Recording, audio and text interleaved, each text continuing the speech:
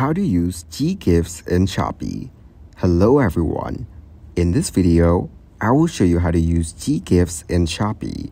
To purchase an item on Shopee.com, open your web browser and navigate to the website. Browse through the available items and select the one you want to purchase. Add the item to your cart and proceed to the checkout section. You can either click on the Buy Now button or continue shopping and add more items to your cart.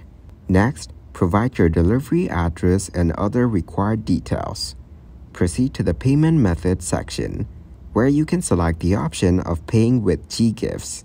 After that, you will need to add your Ggives account. Once your account is verified, fill in your information and complete the order. That's how you can use Ggives to shop on Shopee.com.